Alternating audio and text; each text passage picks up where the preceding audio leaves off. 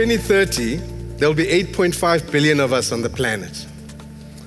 And if half of us have devices, in that 2030, 125 billion devices will be in our hands or in the fields. That means we will have an average of 27 devices each.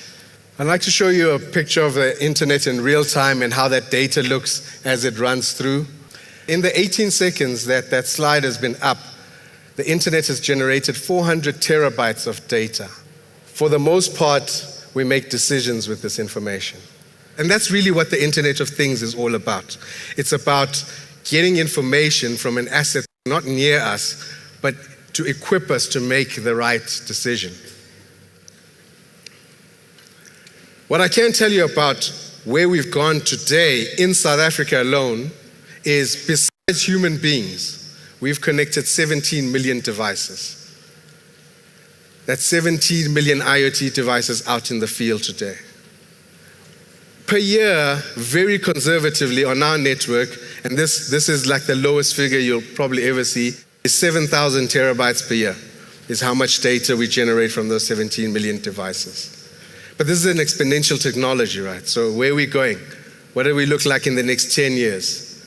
Well, in 2028, that number, I believe, will grow to 106 million devices. And again, it's very conservative. But the data, more importantly, will be 430 times what we have right now. But of course, with the yin comes the yang. With the good comes the trade-off. Are you able to see the data that you need to see when you make your decisions? We need to be sensitive to the kind of information that will make us make better decisions. So we don't want to find ourselves in a world where we are drowning in data and yet we thirst for knowledge. So when I think about the future, I think, why on earth do we have to make all of these decisions? And I think it's about improving our quality of life. IoT, when I say cheap, will be cheap as condoms. And I use condoms intentionally because government distributes condoms for the betterment of society for free. That means we can see a future where we can start distributing IoT wearables to all of our citizens. So if we're sitting in a world where IoT is available to every citizen, even though our heart bleeds and we want to take these kids home and give them a better life, the least that we may be able to do at that point is scan for their nutritional needs and give them a meal that makes much more of a difference. A lot of our things are sitting in remote areas. Is your borehole working? Does it have enough water? That's what you can start using IoT for. We're also moving into a world that's a shared economy. In a shared economy, that means we're going to start borrowing from each other or start providing services like logistics from one end to the other. That means in one trip, we're going to be moving frozen goods. We can use IoT to make sure those frozen goods don't become fridge goods.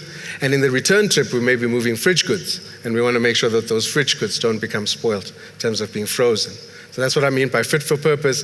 And then that moves us into that world that I was talking about earlier on, which is about us becoming net positive citizens. Because once we're net positive, we create abundance.